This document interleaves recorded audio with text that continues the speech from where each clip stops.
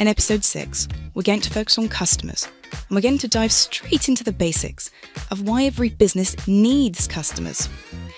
It might sound super obvious, but without people or businesses buying your products or services, you really won't have a business. So customers are truly essential.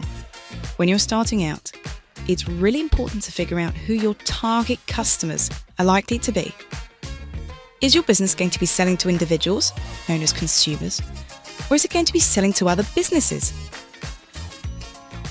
If it's individual consumers you'll be targeting, you should start to think about their likely age, their interests, where they can be found, what groups they're part of, and why they might even want to buy your product or service from you. Are they based locally, nationally, or even internationally?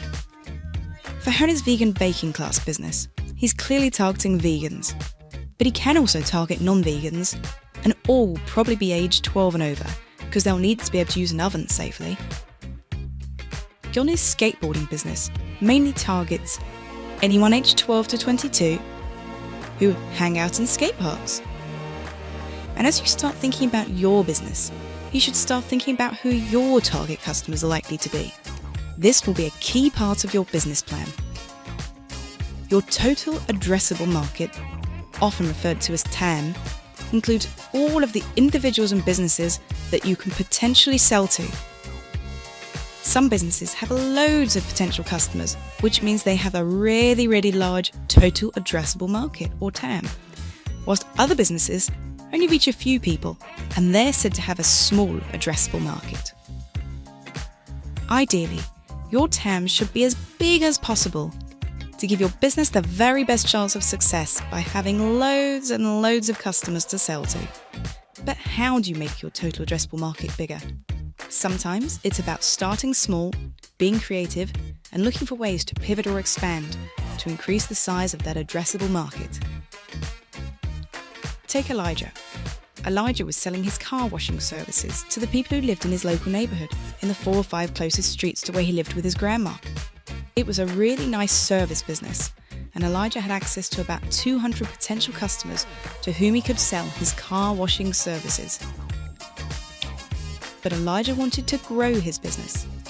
He wanted to have a larger addressable market, and to achieve this, he pivoted his business and started selling branded car shampoo alongside simply washing the cars as a service himself.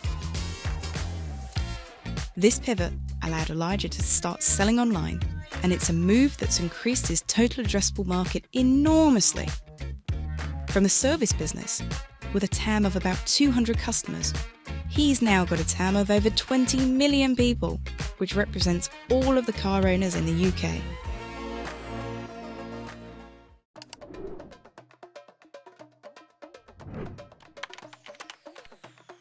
Our target customers are other entrepreneurs and business owners.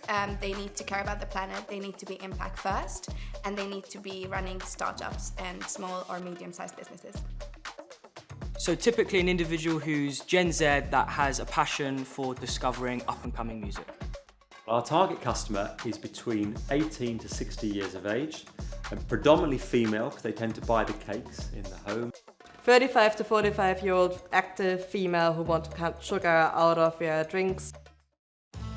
Having a really big addressable market is great, but you do need to know how you'll sell into this market and how you'll reach those addressable customers. In the business world, this is known as distribution. You need to build your distribution to allow you to reach your total addressable market. Channels to market, often known as sales channels, describe how your business will actually access your TAM. Channels are best seen as ways that provide your business with access to customers in your total addressable market, and they provide your business with what's known as distribution. Let's think of a big swimming pool as your total addressable market. Your business is at the edge of the pool, and you need to be able to access that pool, as that's where your customers are. Think of some really big water slides. These water slides are effectively your distribution or access into your target market. Some may be big, some may be massive, and some may be small, but each water slide is a different channel into your market. they provide lots of different ways for your business to access your customer base in your target market. A good business will have lots of water slides and therefore lots of distribution. Let's take a look at Elijah's car shampoo business and see what channels he's been able to create. His first obvious channel is his grandma's sister. Elijah's great aunt Agnes owns a repair garage, which could be a great channel for his car washing shampoo. If Agnes is willing to stock his shampoo in her garage, it gives him a great channel into the market. It may not be a massive channel, but it is one that Elijah is keen to use. Elijah's second channel is his school, Tower Hamlets High. Lots of teachers at the school have cars, and using the school as a channel sounds pretty sensible to Elijah. He could speak with his head of year and ask for permission to set up a mini stall in the car park to sell his shampoo to the teachers and parents that would be coming past. And again, while this won't be a massive channel, it would create another sales channel for Elijah and his business. But in terms of sales channels, Elijah has an outside chance of something massive. Elijah's best mate's mum, Renee, works for a large supermarket. She's used Elijah's car shampoo in the past and thinks it's an amazing product. It helped her clean the bird poo off a windscreen one day, and she's sworn by the product ever since. Renee's promised to have a word with the lady who's responsible for what goes onto the supermarket shelves. She's a really important person in the supermarket world. If the conversation goes well, Elijah may find his shampoo stocked on the supermarket shelves from now on, and that would be an incredible sales channel for his business. Sales channels are super important for your business. So whilst you won't yet know what they may look like in your business, keep the water slide concept in the back of your minds and be sure to have a proper think through this once your business ideas start developing. Sales channels, or your channels to market, can be grouped into two main groups. B2C, which stands for business to consumer, and B2B, which stands for business to business. B2C is the way to describe a channel when you're selling your product or service directly to an individual or a consumer. It's sometimes called direct selling.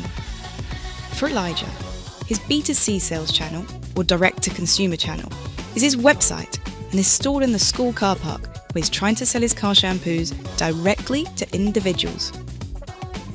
B2B is the way to describe a channel when you're selling your product or service to another business and not directly to an individual. Take the supermarket channel that Renee may help to open up. In that instance, Elijah will be selling his shampoo to another business who would buy it and then sell it again to their own customers. In the example of a B2B sales channel, where a business sells its products or services to another business who then resell the product to other individuals, the business customer is often known as the distribution partner or wholesaler. In Elijah's case, these distribution partners help Elijah to maximize his distribution. The supermarket will be a wholesaler for Elijah's business, and a really valuable one at that. It's good to know that some businesses have both B2B and B2C sales channels, and having both B2C and B2B channels can provide a great balance for your business. Another example is Nicks & Kicks, an incredible range of uniquely flavoured soft drinks. Nicks & Kicks sell their drinks at other businesses, such as Tesco's or other supermarkets, who then sell those drinks to individual consumers, such as you and me. In this example, Tesco's is actually operating as a wholesaler or distribution partner for Nicks & Kicks, and this part of their operation represents a B2B business for Julia and her team. But Julia and her business partner Kirsten have been super smart, and they've also established a B2C business, a direct-to-consumer business, where they sell drinks directly to individuals and all through their website. This balance of B2B with the likes of Tesco's and B2C through their website is great for the company, and it keeps Julia and Kirsten really happy. And just a final point on sales channels, it's good to know that a few businesses operate what is known as a customer-to-customer or C2C model. think about online marketplaces such as Etsy, eBay or Depop. They're all great examples of this. In these businesses, they're platforms that allow individual consumers or customers to buy directly from other individual consumers or customers, hence the term C2C, consumer to consumer.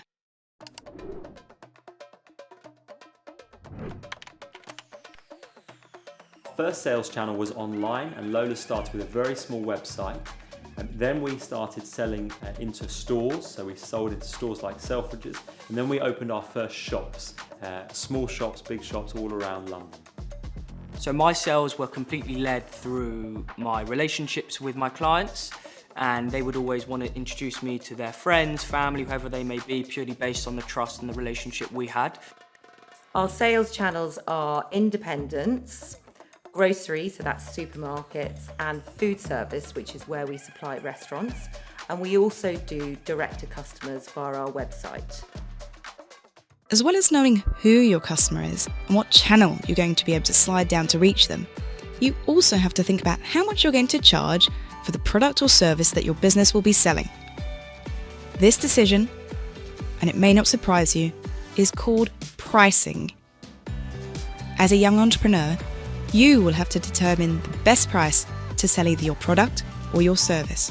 You may have a gut feel as to what the price should be, but you should certainly do some research and check out 2 key things to make sure that your pricing is right. Firstly, review competing products and services to yours. Look at what others are charging, and it will give you a gentle guide as to what the competition is doing.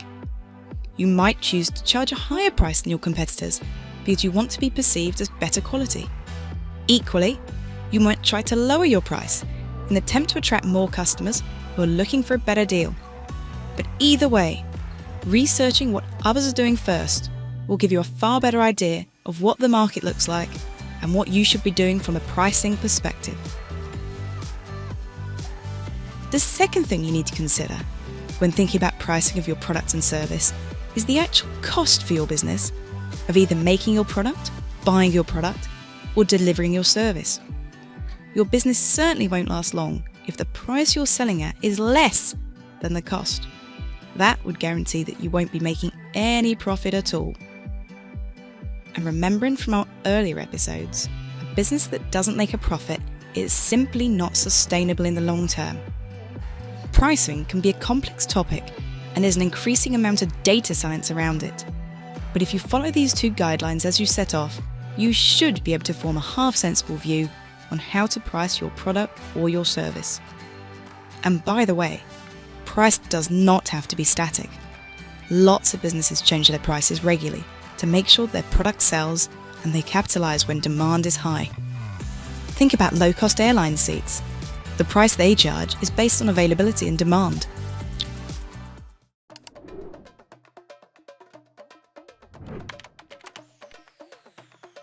Well, we take our cost price, we then look at which is the cost of the raw ingredients, the butter, the sugar, the flour.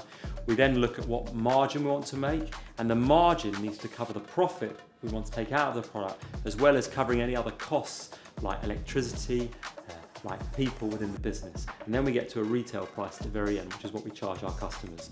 And the retail price has to move a little bit sometimes if some of those costs, such as people or energy, moves up. It was actually a struggle to find the right price point for a long time, and it took a lot of research and a lot of peer-to-peer support and discussions to find out we were undercharging by quite a lot for the first few years, so we had to make some changes.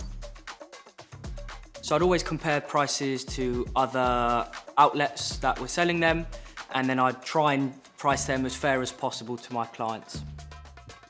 I arrived at the price of our products by working out how much it costs to produce the product, so everything from the ingredients through to the label, the bottle, the lid, and actually delivering the product. And also by looking at other products in the market and seeing where we would sit. So, by way of recap, number 1, you want to make sure that your total addressable market is as large as possible, and you can do this by thinking of ways to pivot or to expand. Number 2, you should always be thinking about creating as many channels into your market as you possibly can. Think about the water slides into the swimming pool. And number 3, you should carefully consider the best way to price your product or service in a way that makes it attractive and, importantly, in a way that keeps your business profitable.